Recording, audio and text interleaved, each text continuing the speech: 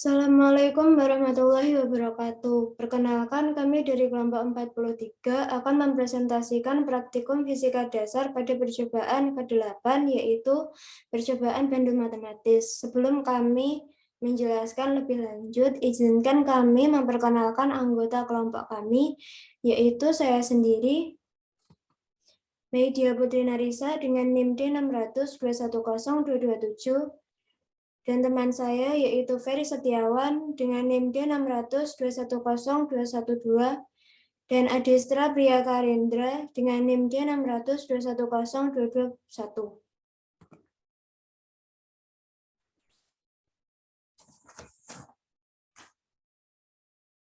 Bandul matematis.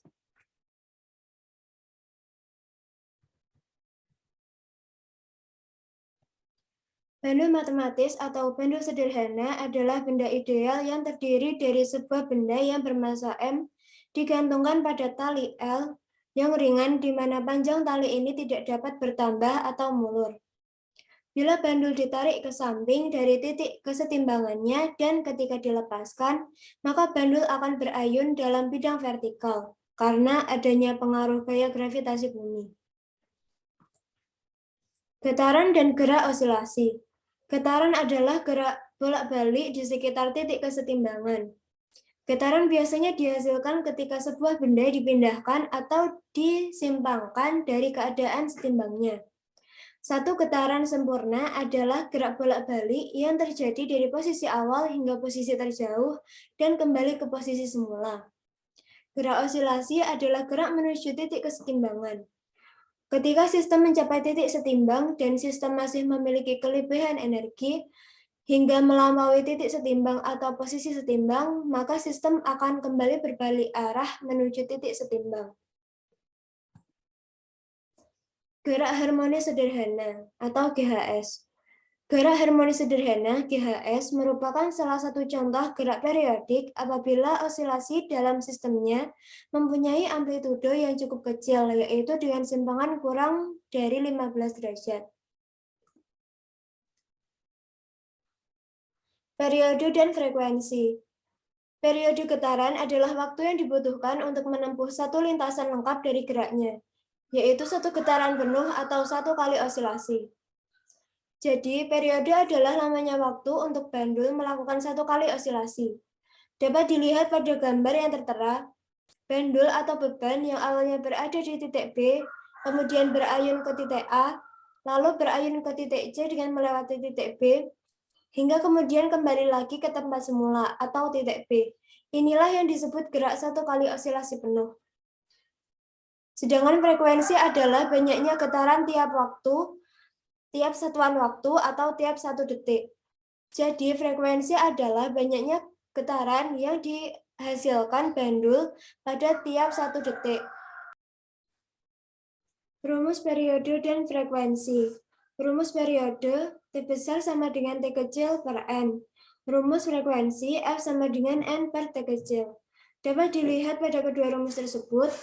Pada rumus periode sama dengan waktu yang dibutuhkan dibagi banyaknya getaran. Sedangkan frekuensi sama dengan banyaknya getaran dibagi waktu yang dibutuhkan. Dari pernyataan itu, maka dapat disimpulkan bahwa rumus dari periode berbanding terbalik dengan rumus frekuensi. Hingga dapat dituliskan T sama dengan 1 per F. Jadi, hubungan antara periode dan frekuensi adalah nilainya berbanding terbalik, di mana ketika semakin besar nilai periode, maka semakin kecil nilai frekuensinya. Begitu pula sebaliknya, semakin besar nilai frekuensi, maka semakin kecil nilai periodenya. Keterangan, T adalah periode getaran, F adalah frekuensi getaran, T adalah waktu yang dibutuhkan, N adalah banyaknya getaran. Periode getaran pada bandul sederhana dapat diketahui melalui persamaan berikut. T besar sama dengan 2pi akar L per G. Keterangan, T adalah periode getaran, pi sama dengan 3,14 atau 22/7, L adalah panjang tali, G adalah percepatan gravitasi. Berdasarkan rumus ini, dapat dilihat bahwa T atau periode itu berbanding lurus dengan L atau panjang tali.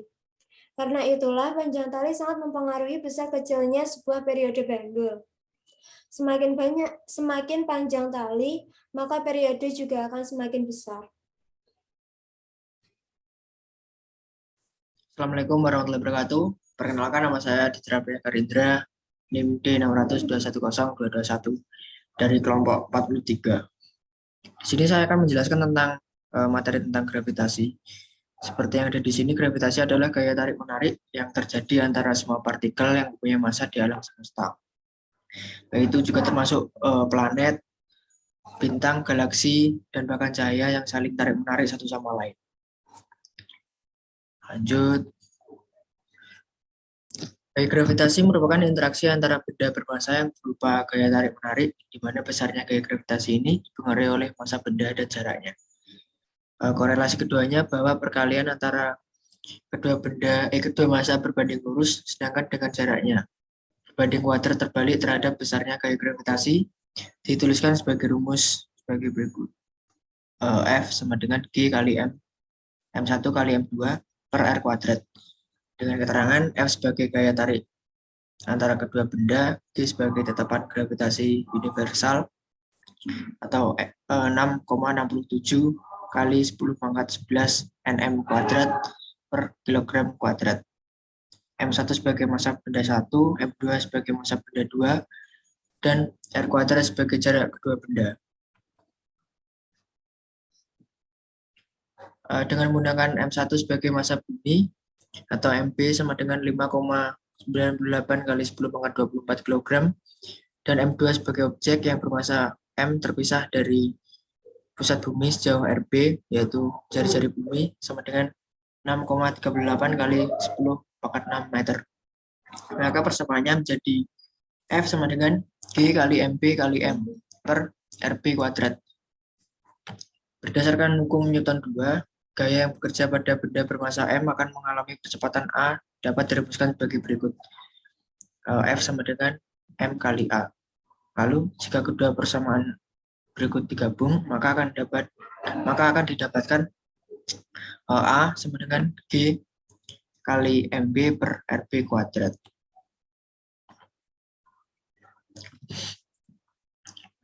Dengan menggantikan percepatan A menjadi percepatan gravitasi bumi, maka dituliskan G sama dengan G kali MB per RB kuadrat dengan ketentuan G kecil sebagai percepatan gravitasi atau meter per second kuadrat. G besar sebagai tetapan gravitasi universal 6,67 kali 10 pangkat 11 Nm kuadrat per kilogram kuadrat.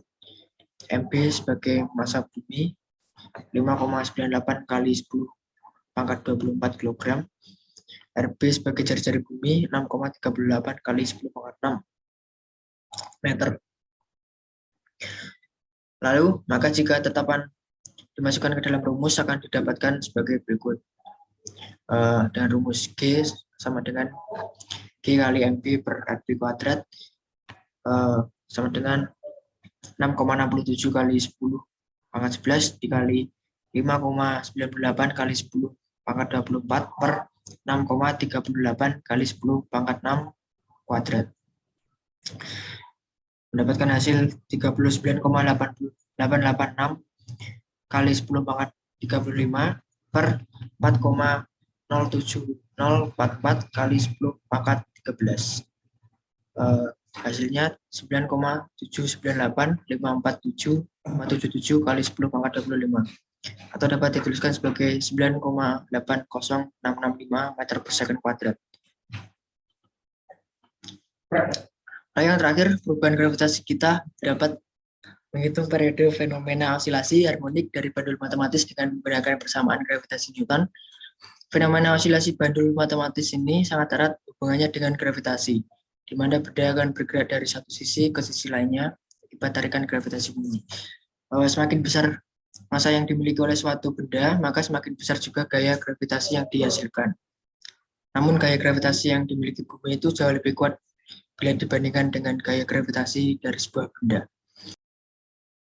Assalamualaikum warahmatullahi wabarakatuh. Perkenalkan, nama saya Ferry Setiawan dengan NIM D600210212 dari kelompok 43. Di sini saya akan menjelaskan materi tentang sistematika percobaan bandul matematis.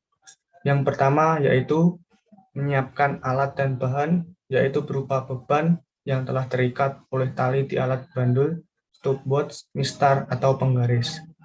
Yang kedua adalah mengatur panjang tali. Yang ketiga, memegang bandul atau beban dan menyimpangkannya hingga 15 derajat dengan melihat busur yang telah dipasang di alat bandul. Yang keempat, menyiapkan stopwatch. Yang kelima, lalu lepaskan bandul atau beban tadi hingga berosilasi beberapa kali osilasi. Dan yang terakhir, bersamaan dengan itu mulailah menekan stopwatch dan matikan ketika pada osilasi tertentu. Selanjutnya, kesimpulan. Berdasarkan penjelasan tadi dapat kita tarik kesimpulan yaitu pertama, gerak osilasi adalah ketika bandul bergerak bolak-balik melewati titik ketimbangannya dan akan mengembalikan sistem pada keadaan semula atau setimbangnya. Kedua, hubungan antara periode dan frekuensi berbanding terbalik yang telah dibuktikan pada penjelasan rumus. Dan yang terakhir, terdapat dua hukum dalam menentukan nilai tetapan gravitasi bumi, yaitu hukum gravitasi dan hukum Newton II. Mungkin sekian presentasi dari kelompok kami, kurang lebihnya mohon maaf. Wassalamualaikum warahmatullahi wabarakatuh.